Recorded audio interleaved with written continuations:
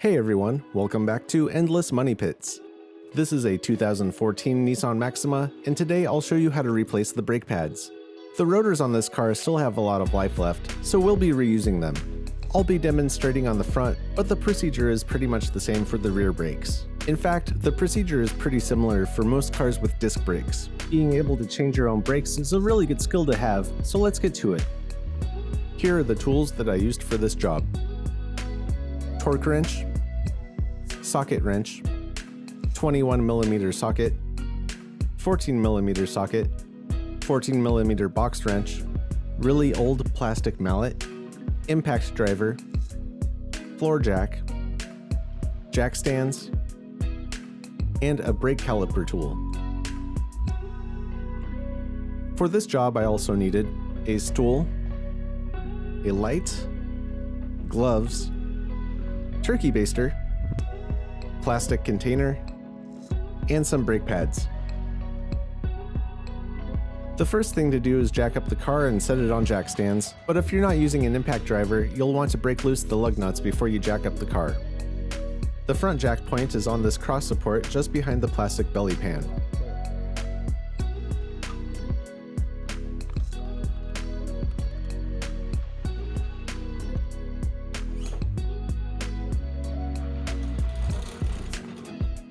Remove the lug nuts and pull the wheel off.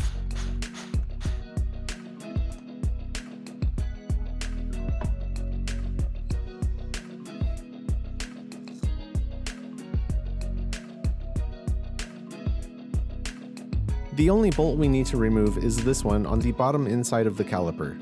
If you're working on the rear brakes or on a different car, it might be better to remove the top bolt instead. It just depends on which way the brake line can move, since we won't be disconnecting it. These bolts are usually pretty tight and there isn't much working room, so I always use a box wrench and tap it with a plastic mallet to break the bolt loose. Just make sure you're turning it the right direction.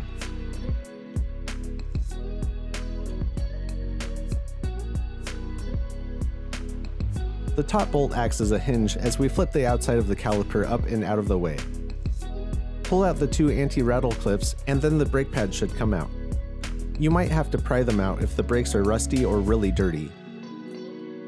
The new pads came with metal backing plates, so we can discard the old ones, but keep the anti-rattle clips.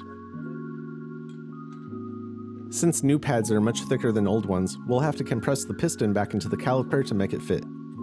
These pistons can be compressed straight back into the calipers, but some modern pistons need to screw back into the calipers, which this tool can do with both right-handed and left-handed threads.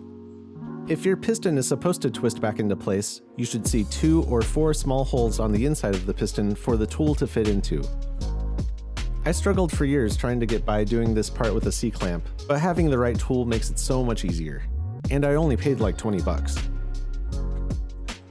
Compressing the piston forces brake fluid back up the line, which caused our brake fluid reservoir to overflow. I could hear this happening, so I stopped to remove excess fluid from the reservoir with a turkey baster and a plastic container.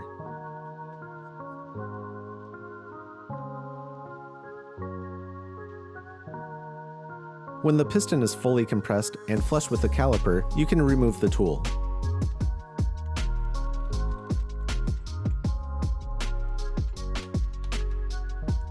These new pads fit on either side, but a lot of cars have an inner pad and an outer pad that only fit one way. They should just pop into place. Reinstall the anti-rattle clips, making sure they don't push your pads out, and close the caliper.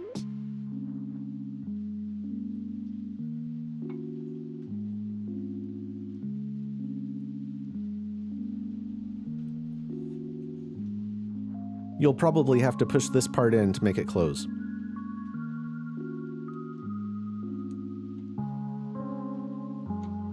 It's not round, so make sure it's oriented properly with the edge of the caliper. Reinstall the 14mm bolt. If your bolt is actually a long pin, you will want to lubricate it with some brake parts grease before reinstalling.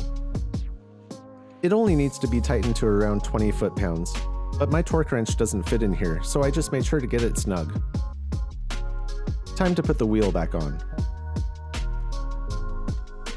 I'll just get the lug nuts hand tight until I can torque them with the car on the ground.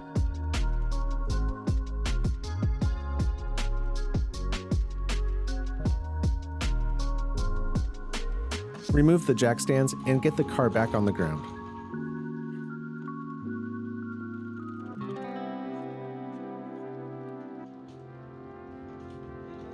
Now we can torque the lug nuts to 83 foot-pounds.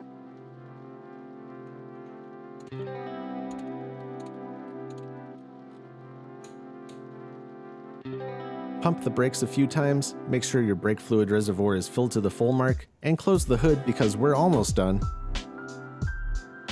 Bedding in the brakes is an important step to getting your brakes to function their best, which most people don't do. Basically, we'll need to get the brakes really hot so that some of the pad material bonds to the rotor.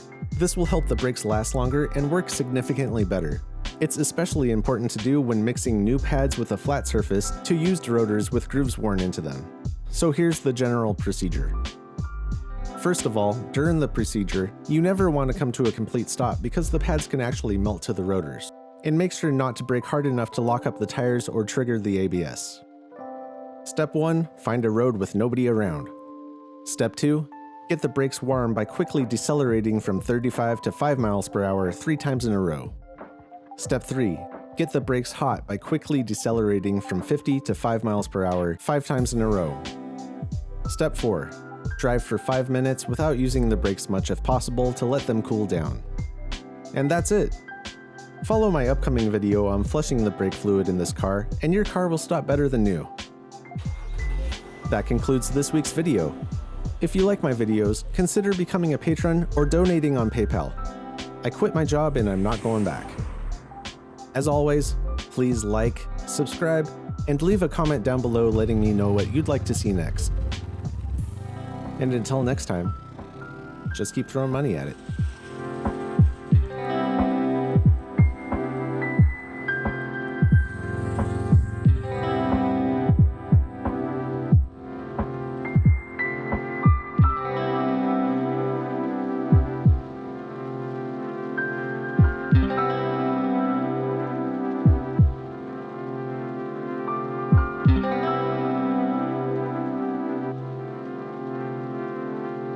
Thank you.